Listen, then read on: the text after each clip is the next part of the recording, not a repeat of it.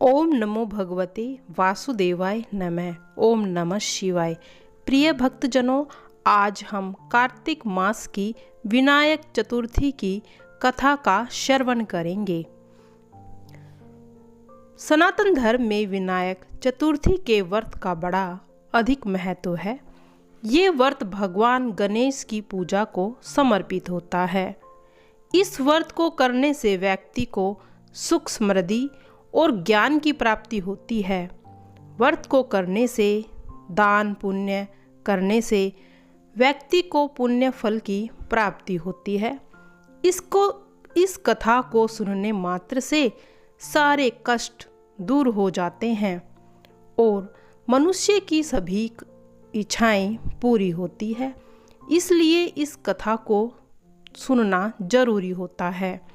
गणेश चतुर्थी व्रत करने से घर परिवार में आ रही विपदा भी दूर हो जाती है और कई दिनों से जो रुके हुए मांगलिक कार्य हैं वह भी संपन्न हो जाते हैं। तो बोलिए गजानन भगवान की जय। एक समय की बात है कि विष्णु भगवान का विवाह लक्ष्मी जी के साथ निश्चित हो गया। विवाह की तैयारी होने लगी। सभी देवताओं को निमंत्रण भेजे गए, परंतु गणेश जी को निमंत्रण नहीं दिया गया। कारण जो भी कुछ रहा हो, अब भगवान विष्णु की बारात जाने का समय आ गया। सभी देवता अपनी पत्नियों के साथ विवाह समारोह में आए। उन सब ने देखा कि गणेश जी तो कहीं दिखाई ही नहीं दे रहे। तब वे आपस में चर्चा करने लगे कि क्या गणेश जी को न्योता नहीं आया या गणेश जी स्वयं नहीं आए। सभी को इस बात पर आश्चर्य होने लगा। तभी सबने विचार किया कि विष्णु भगवान से ही इसका कारण पूछा जाए। भगवान विष्णु जी से पूछने पर उन्होंने कहा, हमने गणेश जी के पिता भोलेनाथ महादेव को न्योता भेजा है। यदि गणेश जी अपने पिता के साथ आना चाहते हैं तो आ सकते हैं। अलग से न्योता देने की कोई आवश्यकता नहीं थी। दूसरी बात यह है कि उनकी सेवा के लिए 1.25 मन मूंग, 1.25 मन चावल, 1.25 मन घी और 1.25 मन लड्डू का भोजन दिन भर में चाहिए। यदि गणेश जी नहीं आएंगे तो कोई बात नहीं। दूसरे के घर जाकर इतना सारा खाना खाना अच्छा नहीं होता। इतनी वार्ता कर ही रहे थे कि किसी ने सुझाव दिया, यदि गणेश जी भी आ जाए तो उनको द्वारपाल बनाकर बैठा देना कि वो आपका घर का ध्यान रखेगा। आप तो चूहे पर बैठकर धीरे धीरे चलोगे तो बारात से बहुत पीछे रह जाओगे। यह सुझाव भी सभी को पसंद आ गया। अब क्या था, विष्णु भगवान ने भी अपनी सहमति दे दी। होना क्या था, इतने में गणेश जी वहाँ पहुँच गए और उन्हें समझा बुझाकर घर की रखवाली के लिए बैठा दिया गया। बारात चल दी। तब नारद जी ने देखा कि गणेश जी तो दरवाजे पर ही बैठे हैं। तो वे गणेश जी के पास गए और रुकने का कारण पूछा। गणेश जी कहने लगे कि विष्णु भगवान ने मेरा बहुत अपमान किया है। नारद जी ने कहा कि आप अपनी मूषक सेना को आगे भेज दो तो वह रास्ता खोद देगी, जिससे उनके वाहन धरती में धंस जाएंगे। जब आपको सम्मानपूर्वक वहां पर बुलाना पड़ेगा। अब तो गणेश जी ने अपनी मूषक सेना जल्दी से आगे भेज दी और सेना ने जमीन में पोली कर दी।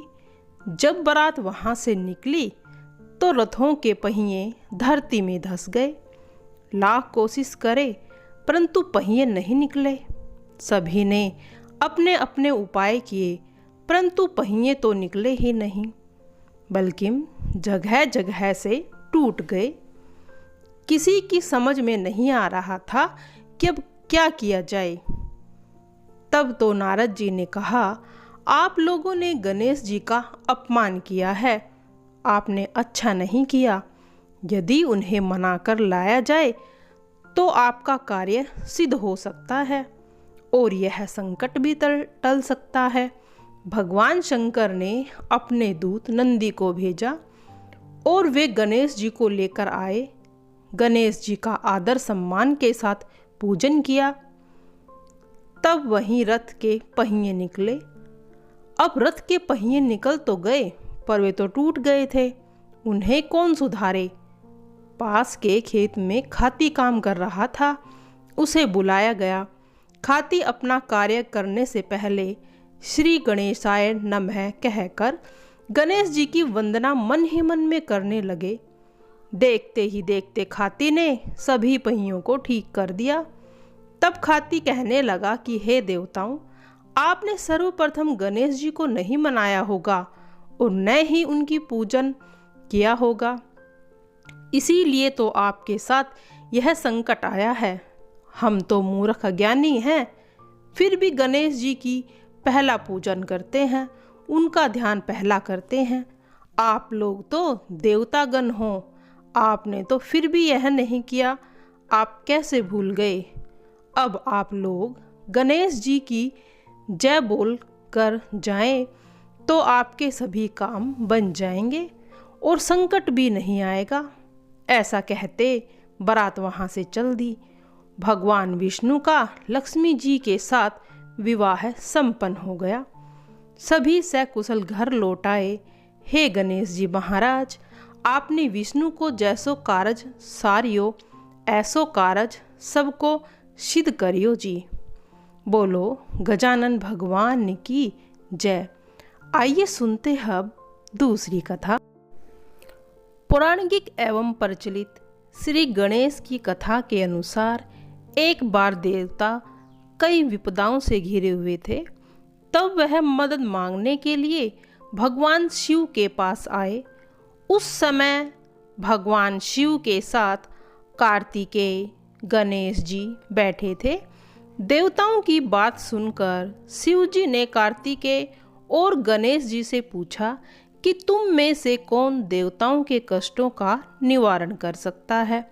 तब कार्तिकेय व गणेश जी दोनों ने ही स्वयं को इस कार्य के लिए समक्ष बताया। इस पर भगवान शिव ने दोनों की परीक्षा लेते हुए कहा कि तुम दोनों में से जो सबसे पहले पृथ्वी की परिक्रमा करके आएगा, वही देवताओं की मदद करने के लिए जाएगा। भगवान विष्णु के मुंह से, शिव के मुंह से यह वचन सुनते ही कार्तिकेय अपने वाहन पर बैठकर पृथ्वी की परिक्रमा के लिए निकल गए। परंतु गणेश जी सोच में पड़ गए। वह चूहे के ऊपर चढ़कर सारी पृथ्वी की परिक्रमा करेंगे तो इस कार्य के लिए बहुत समय लग जाएगा। तभी उन्हें एक उपाय सोचा। गणेश अपने स्थान से उठा और अपने माता पिता की 7 बार परिक्रमा करके वापस बैठ गए। परिक्रमा करके लौटने पर कार्तिकेय स्वयं को विजेता बताने लगे। तब भगवान शिव जी ने श्री गणेश से पृथ्वी की परिक्रमा न करने का कारण पूछा। तब गणेश जी कहने लगे, माता पिता के चरणों में ही समस्त लोक है। यह सुनकर भगवान शिव ने गणेश जी को देवताओं के संकट दूर करने की आज्ञा दे दी। इस प्रकार भगवान शिव ने गणेश जी को आशीर्वाद दिया कि चतुर्थी के जो दिन तुम्हारा पूजन करेगा, रात्रि में चंद्रमा को अर्घ देगा, उसके तीनों ताप यानी दैहिक ताप, वैदिक ताप और भौतिक ताप दूर हो जाएंगे। इस व्रत को करने से व्रतधारी के सभी तरह के दुख दूर होंगे और उसे जीवन के भौतिक सुखों की प्राप्ति होगी। चारों तरफ से मनुष्य की सुख समृद्धि बढ़ेगी। पुत्र पौत्र आदि धन ऐश्वर्य की कभी भी कमी नहीं रहेगी। सभी की इच्छाएं पूरी होगी। आइए सुनते हैं अब तीसरी कथा। एक बुढ़िया माई थी, मिट्टी के गणेश की पूजा करती थी। रोज बनाए रोज गल जाए। एक सेठ का मकान बन रहा था। वो बोली, पत्थर का गणेश बना दो। मिस्त्री बोले, जितने में हम तेरा पत्थर का गणेश बनाएंगे उतने में तो एक दीवार ही चुन लेंगे। बुढ़िया बोली, राम करे तुम्हारी दीवार टेढ़ी हो जाए। अब उनकी दीवार टेढ़ी हो गई। जो भी चुने वो ढहा दे, फिर चुने फिर ढहा दे, दीवार टेढ़ी ही होती जा रही थी।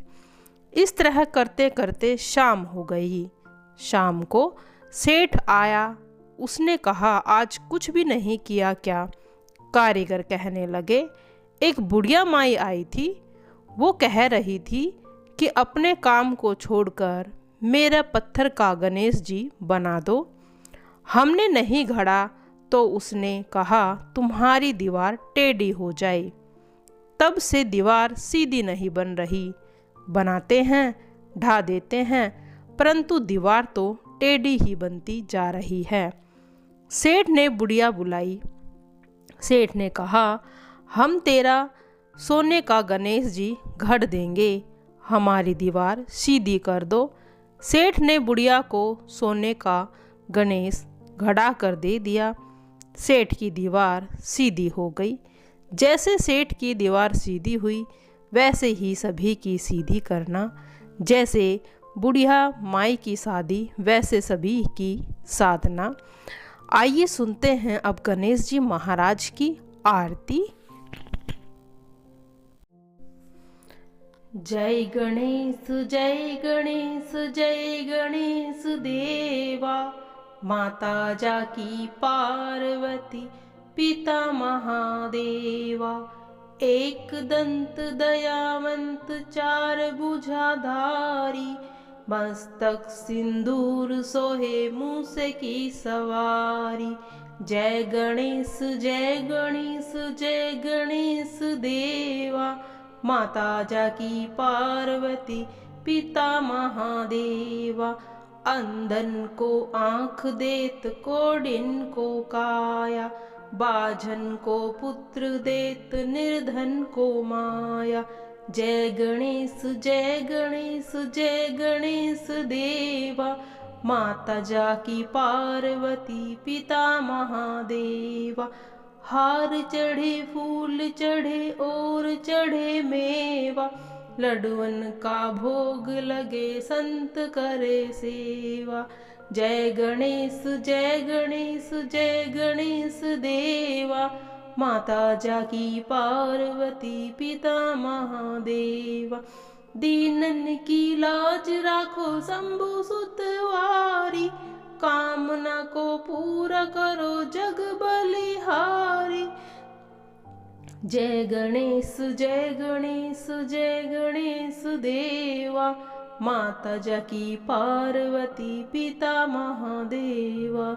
जय गणेश जी महाराज दे सदा ही जय हो।